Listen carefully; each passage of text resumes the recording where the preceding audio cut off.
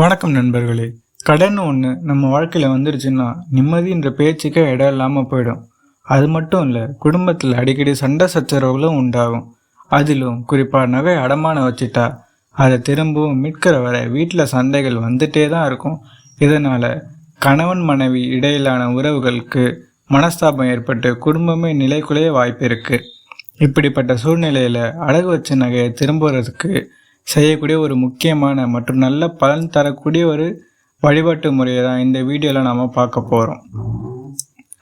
இப்போ தான் நம்ம சேனலுக்கு முதல் தடவை பார்க்க வரீங்கன்னா சப்ஸ்கிரைப் பண்ணிவிட்டு பக்கத்தில் இருக்க பெல் ஐக்கானையும் கிளிக் பண்ணி வச்சுக்கோங்க. அப்போ தான் இது மாதிரியான ஆன்மீகம் சார்ந்த வீடியோக்களுக்கு நோட்டிஃபிகேஷனும் உங்களுக்கு வரும், நீங்களும் தொடர்ந்து பார்க்க முடியும். சரி வாங்க, பரிகாரம் என்னென்னு பார்ப்போம்.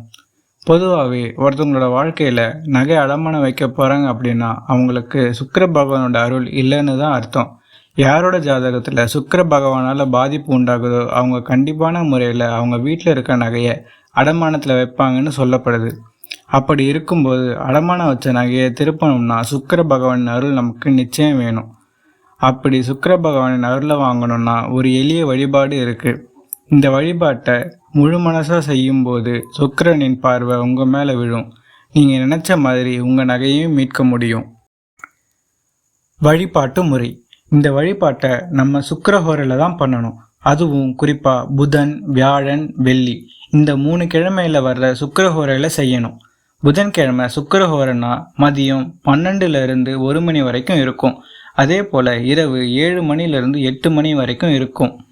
வியாழக்கிழமை சுக்கிரஹோரை என்பது காலை 9 மணிலிருந்து 10 மணி வரைக்கும் இருக்கும். இரவு 11 மணிலிருந்து 12 மணிக்குள்ளாரையும் இருக்கும். இதே போல் வெள்ளிக்கிழமையில் சுக்கிரஹோரைன்றது காலை 6 மணிலிருந்து 7 மணி வரைக்கும், மதியம் 1 மணிலிருந்து 2 மணிக்குள்ளாரையும், இரவு 8 மணிலிருந்து 9 மணிக்குள்ளும் இருக்கும். இந்த நேரத்தில் தான் நம்ம இந்த வழிபாட்டை செய்யணும். இந்த வழிபாட்டை செய்கிறதுக்கு நமக்கு ஏலக்காய் தேவைப்படும்.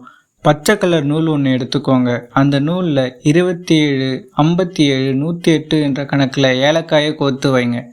இப்படி நம்ம ஏலக்காய்களை கோர்க்கிற இடம் நம்ம வீட்டோட பூஜை அறை, கோசாலை, துளசி இருக்கிற இடம், மொட்டை மாடி இது போன்ற இடமாக தான் இருக்கணும்.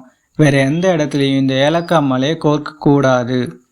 சுக்கிரஹோரை ஆரம்பிக்கிறதுக்கு முன்னாடியே இந்த மாலையை தயார் செஞ்சு வச்சுக்கோங்க. சுக்கிரஹோரை நடக்க ஆரம்பிக்கும்போது பக்கத்தில் இருக்கிற பெருமாள் கோவிலுக்கு போயிட்டு அங்கே இருக்கக்கூடிய மகாலட்சுமி தாயாரை மனசார வேண்டிக்கோங்க.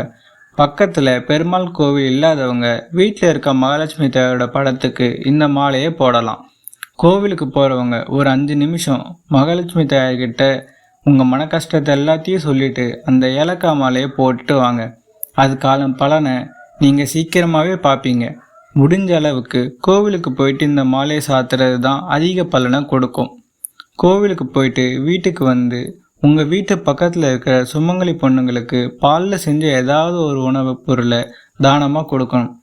இது கூடவே சுமங்கலி செட்டுன்னு கடையில் கேட்டால் கொடுப்பாங்க, அதையும் கொடுக்கணும். கொடுத்த பிறகு அந்த சுமங்கலி கிட்டே இருந்து ஆசீர்வாதம் வாங்கணும். இப்படி தொடர்ந்து நம்ம செஞ்சுக்கிட்டே வந்தால் அதன் மூலமாக சுக்கிர பகவானோட அருள் நமக்கு பரிபூர்ணமாக கிடைக்கும். இதன் மூலமாக அடகு வச்ச நகையும் நம்ம சீக்கிரத்திலே மீட்க முடியும். மேலும் வேறு ஒரு பதிவில் சந்திக்கலாம். நன்றி.